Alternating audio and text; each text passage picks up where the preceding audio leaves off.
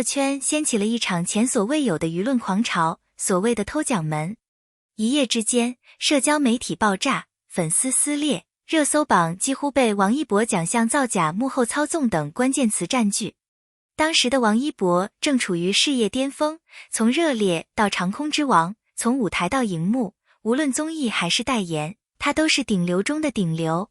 然而，正当所有人以为他将迎来更辉煌的时刻时，一场争议彻底改变了他的命运。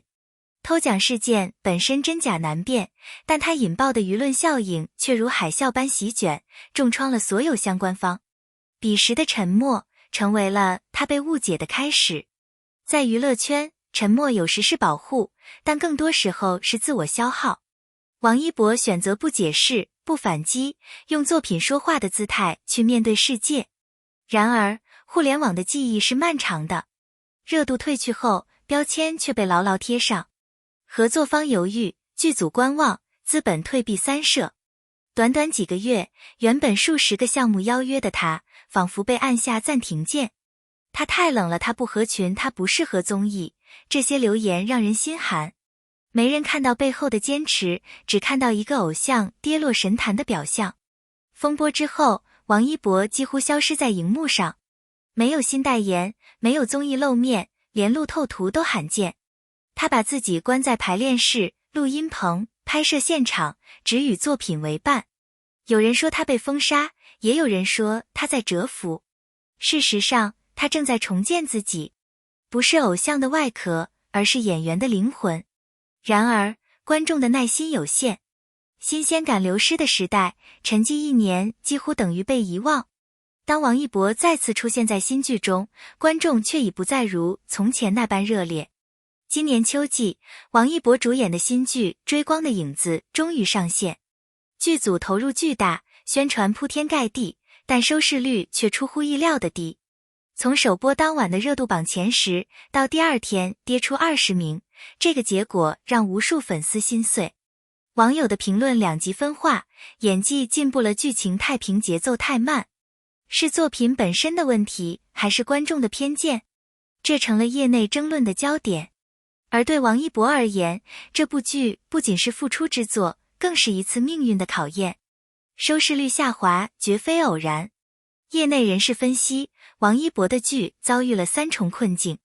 第一，题材过于文艺化，缺乏流量吸引。第二，宣传期与热门综艺撞档。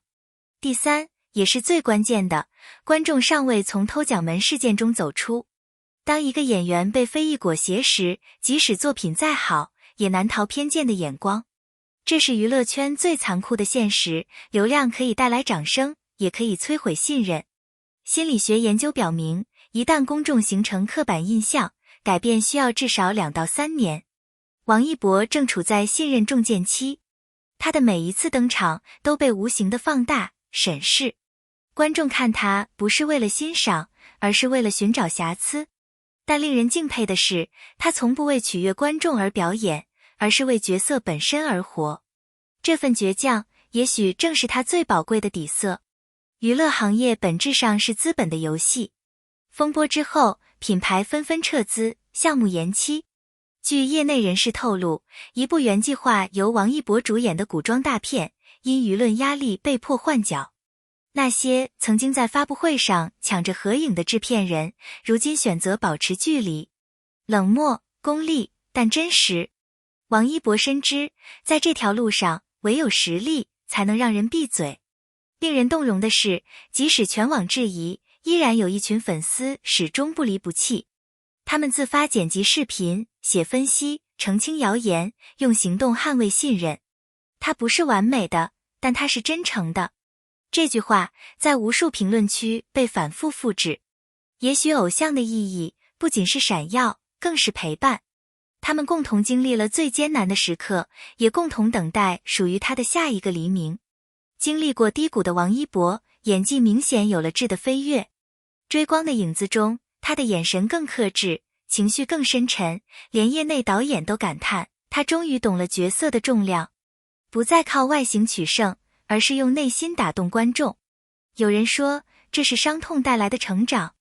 也许，真正的演员必须先经历一次毁灭，才能重生。偷奖门事件不仅改变了王一博，也让整个行业重新思考奖项与公信力。当资本、舆论与艺术交织，谁能保持纯粹？与他同期的演员，有的选择迎合流量，有的选择退圈，而王一博选择了坚持。他不解释，不抱怨，只用行动回答，这是他的尊严。沉寂的一年，对许多人是消耗，对王一博却是沉淀。他学习导演技巧，研究剧本结构，甚至亲自参与剪辑。这让他在新作品中展现出一种掌控感。他不再只是演员，而是参与创作的灵魂之一。这种成长，也许正是风暴赐予的礼物。年轻观众的口味变化迅速，他们不再盲目追星，而更看重真实感。王一博若想重新赢得市场，必须用作品证明自己。幸运的是，他正在走这条路。未来的他，或许不再是偶像，而是被尊敬的实力派。这是更艰难的路，却也更有意义。风波的起点在网络，伤害的蔓延也源于网络。社交平台给了明星曝光，也制造了无数误解。一句被剪辑的采访，一张模糊的照片，都能变成黑料。王一博深知这一点，于是选择沉默回应，用作品说话。这是勇气，更是智慧。风波之后，他的团队进行了彻底重组。